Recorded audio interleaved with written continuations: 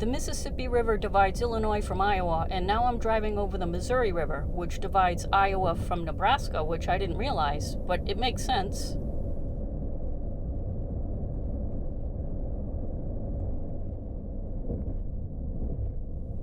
Welcome to Nebraska.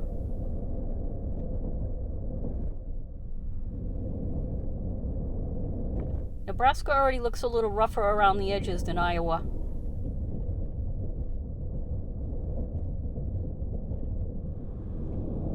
All of the farms I've been seeing are growing corn. That's the only crop I've seen.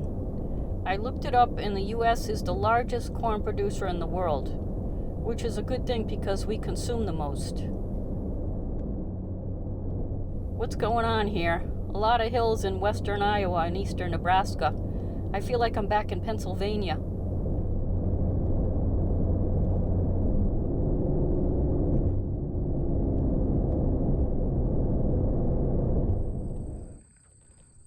Our first stop in Nebraska is to see the Tower of the Four Winds. It's a memorial to a Native American holy man named Black Elk. He was a member of the Lakota Sioux tribe.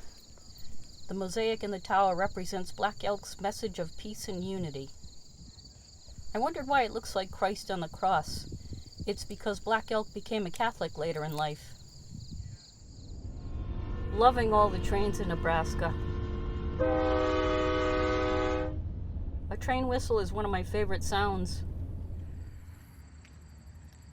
This museum complex is an all-day visit. It's huge. I have to drive around just to find what I'm interested in, which is a particular statue. They let me in for free when I told them I just wanted to see this one thing, so I'm not going to overstay their generosity. I'm going to quickly find my treasure hunt item. You are a fine specimen, but not what I'm looking for.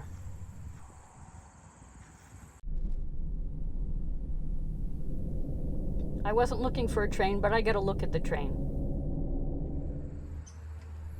Just for a quick second.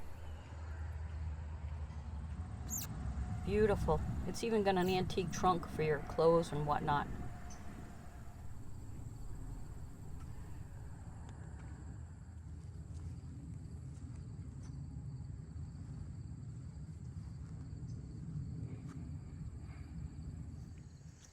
There it is. I might even call that a sculpture, not just a statue. It's bronze and was created by a veterinarian. These two boys were brothers, Nat and Bob Martin, ages 12 and 15. A Sioux Indian shot them with an arrow in 1864. The arrow went through both of them and pinned them together. They fell to the ground, still pinned together, left for dead, but they survived. True story. Nat and Bob's descendants attended the sculpture dedication ceremony. When I look at this, I can really feel that they were just barely hanging on at this point, just about to fall from the horse, maybe thinking they were about to die.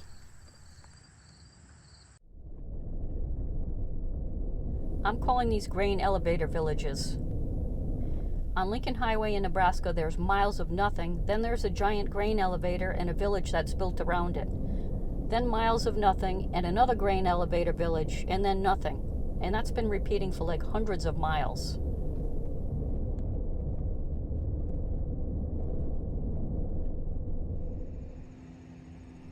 This is the view from my campsite in North Platte, Nebraska. I got this spot last minute after I saw that it's going to be 97 degrees tomorrow in Nebraska, in late September. Maybe that's normal for Nebraska. So we'll be spending the day chilling in the shade. This view makes me forgive the various issues with this campground. Like falling tree branches that could kill my dog, for example. Yep.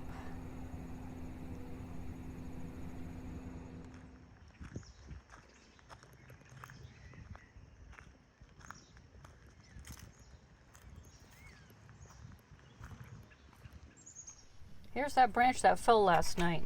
That could have done some damage. I see a lot of photos on social media of RVs totaled by trees. It seems more common than traffic accidents. And this was here when I pulled in yesterday. 10 feet from my van. Campgrounds won't pay for any damage for something like this either. It's in the fine print. An act of nature.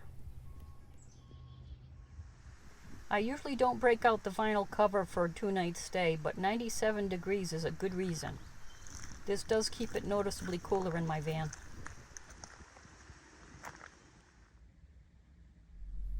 Did we have another sleepless night on Lincoln Highway? Yes, we did. 20-mile-per-hour winds woke us up during the night, so I unplugged from the campsite and moved away from those trees. Doesn't look like any branches fell except for that one that was already there, but I didn't want to chance it. We're heading west today anyway.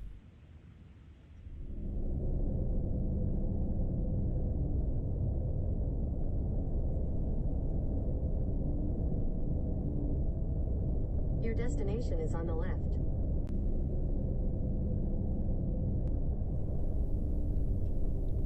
Just a quick stop to see Nebraska's version of the Muffler Man.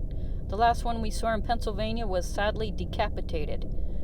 This one is surrounded by a fort, so he should be safe and intact. We will soon find out. I have mixed feelings about mannequins.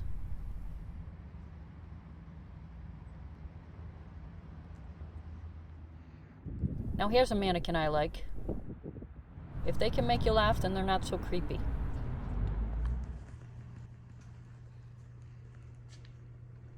Oh my.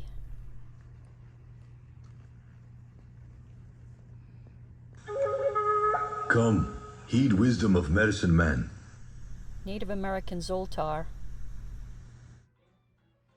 I remember when gift shops consisted of a rack of postcards and a pile of bumper stickers. Now they're all like shopping on Rodeo Drive.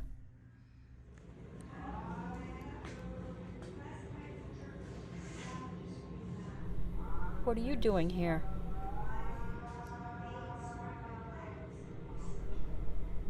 Buffalo Bill.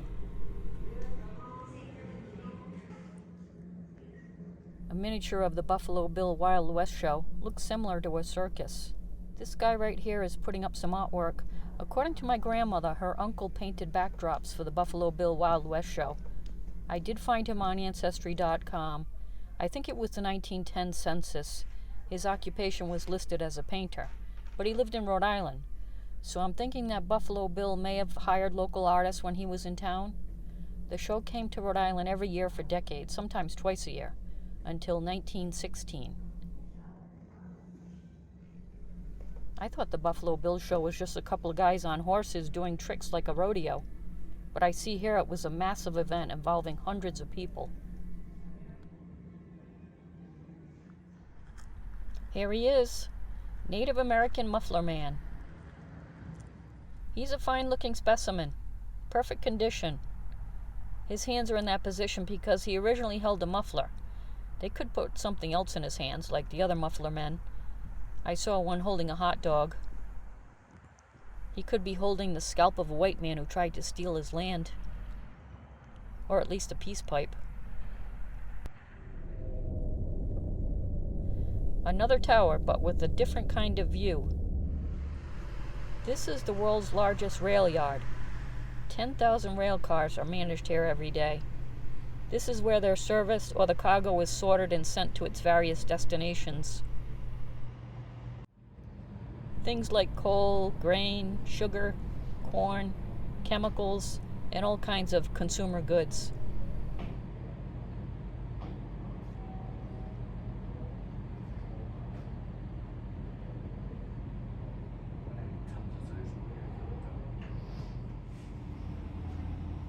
There's a retired train engineer answering questions here, but some dude is monopolizing his time. I wish I had better questions prepared anyway. There's a couple that split you in and out of the shop. Like, there's a couple in Omaha, Kansas City. Just thinking up now. Yeah, that's not enough power, and just wearing out. There's my van overlooking the cornfields of Nebraska.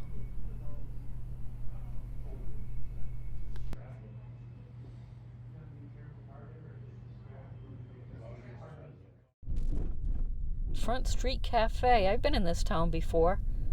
2007 road trip with my husband, but we didn't see Boot Hill Cemetery when we were here. Continue on East East Street for half a mile.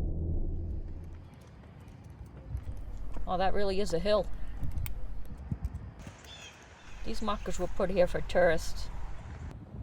These graves weren't marked at all, and they were found accidentally by an excavator. 40 bodies were found here. Some were women and children. Some may have been pioneers or drifters. 4 of the bodies examined appeared to be cowboys that died in a gunfight. Gunfights were very common in western Nebraska.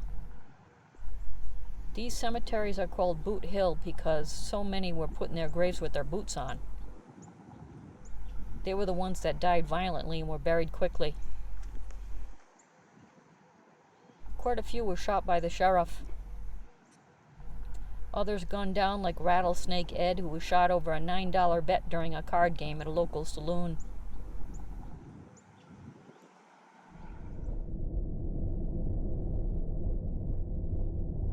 Turn right on Northeast 61.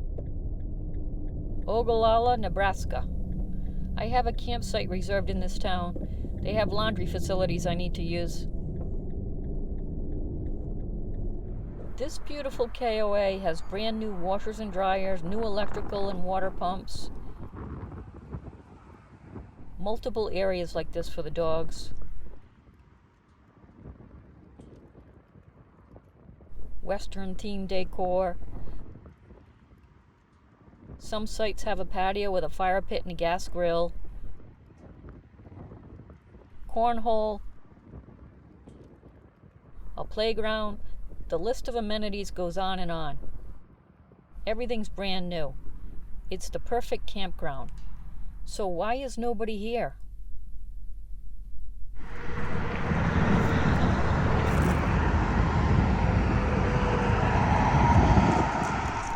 That's I-80, one of the busiest highways in the country.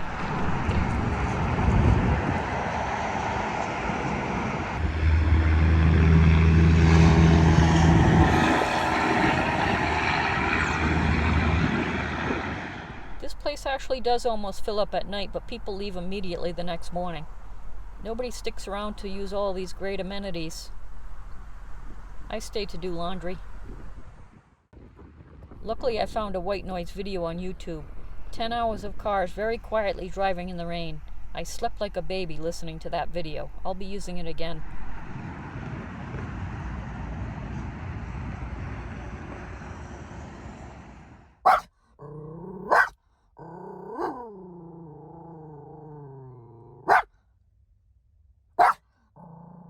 My security is on duty 24/7. Don't even think about coming near this van. People watching at the KOA. This older couple is the cutest. They're at least 70 years old. They might even be in their 80s the way they're walking. They were sitting together at the picnic table all afternoon, sometimes talking, sometimes just being together. Then they decided to put a bunch of stuff out for the night on the picnic table, probably so they'd have more room to sleep in that van. They have been working together to get that tarp secured for quite a while, very patiently. No signs of frustration. A great team. Okay, now we've devolved into cuteness overload. They're walking to the bathroom holding hands. I don't know them, but I love them. Something I've never seen before. We're at a Cabela's sporting goods store in Sidney, Nebraska. They have a kennel you can leave your dog in. Cabela's gives you a lock. Is it so you can browse the store for an hour or visit local tourist attractions all day? I don't know, but very interesting. One last roadside attraction in Nebraska. The Pony Express Monument. Every flag here was a state that the Pony Express traveled to. Delivering mail in the Wild Wild West was a dangerous job. The riders made $125 a month, which was excellent pay back then. It was tough work. Applicants had to be skinny teenagers. The Pony Express was only in business for 18 months before the Telegraph put it out of business. Now on to Wyoming.